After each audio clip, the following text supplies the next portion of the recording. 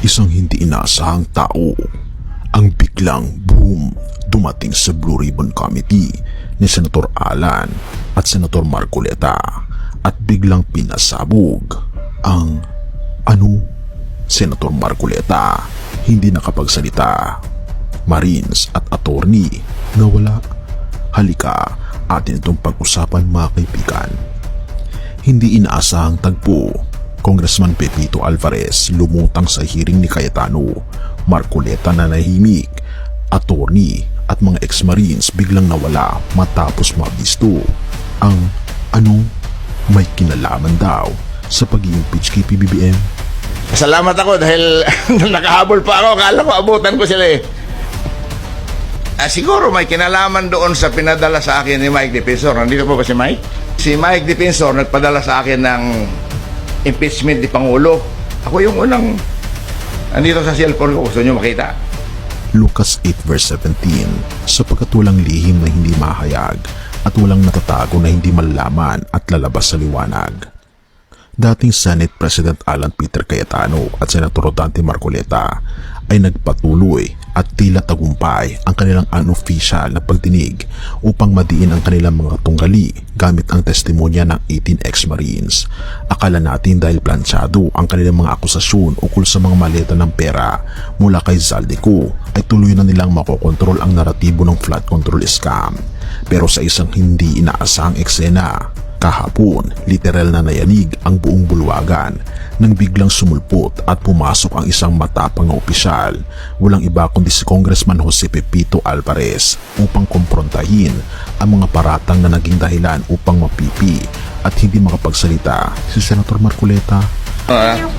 Mabuhay ka, Congressman Jose Alvarez po. Si Margaret ito, hindi ko kilala kung sino itong Margaret nagpadala sa akin.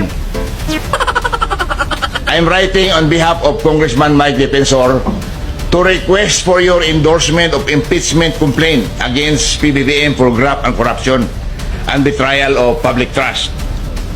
Your principled stance, binula pa ako. Your principled stance on accountability makes you an ideal endorser.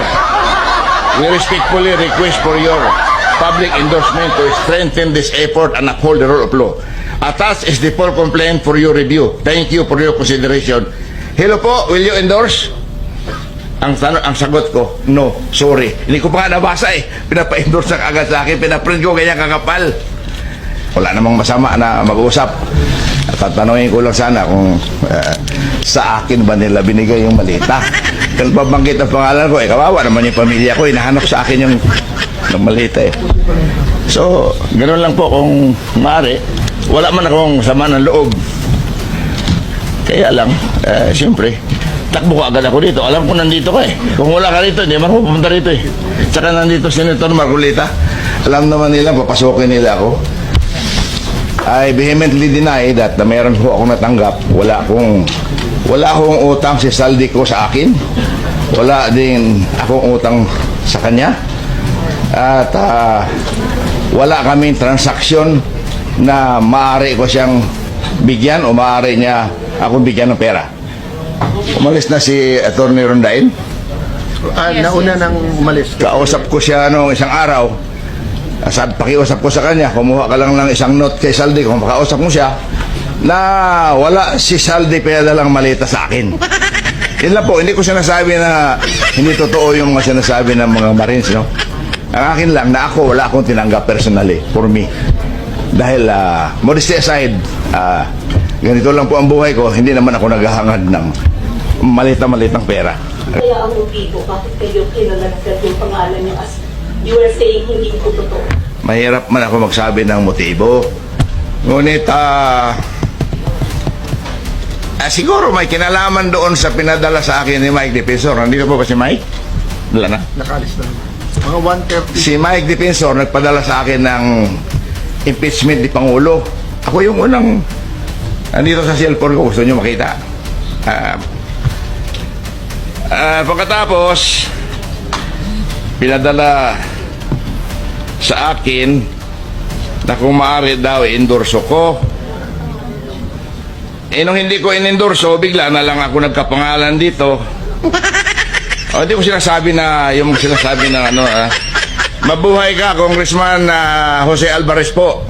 Si Margaret ito, hindi ko kilala kung sino itong Margaret nagpadala sa akin.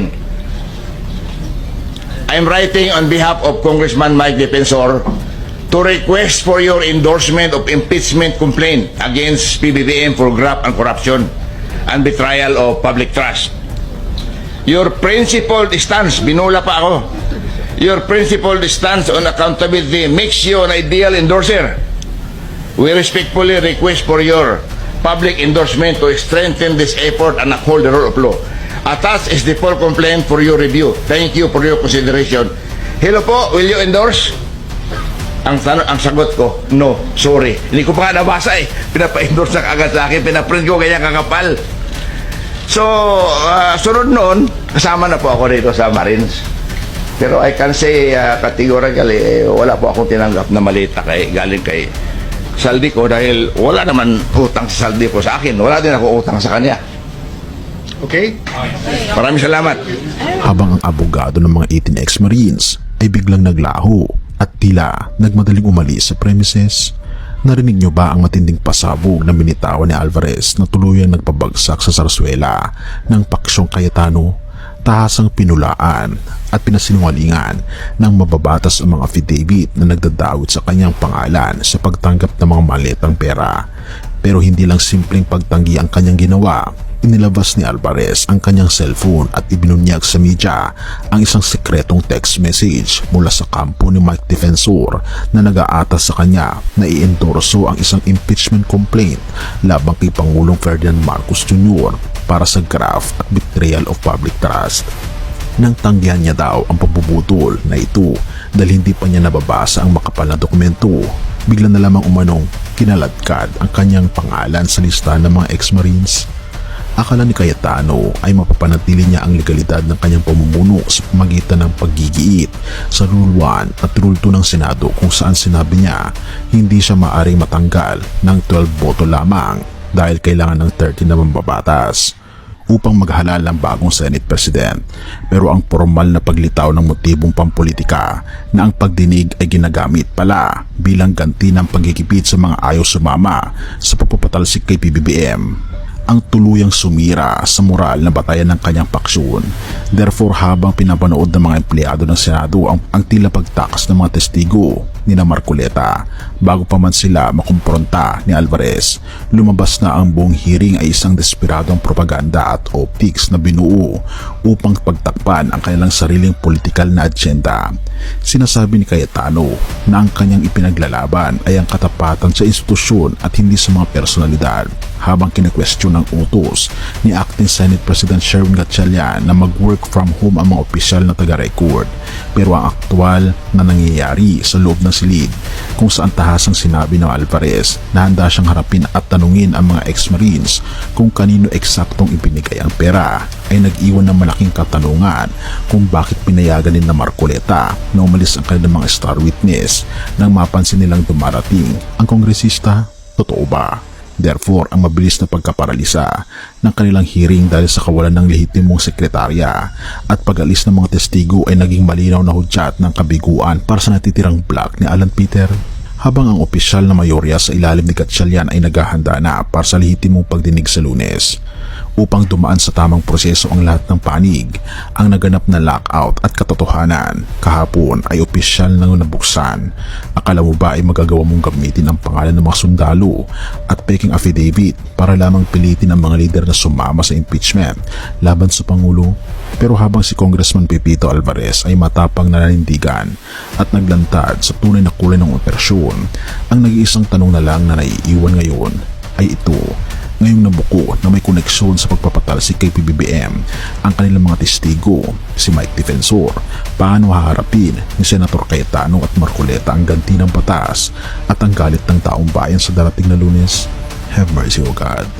Mga Kawikaan 12 verses 17 to 18, ang nagsasalita ng katotohanan ay nagpapatuloy ng katwiran, ngunit ang saksing sinungaling ay nagpapahayag ng pandaraya.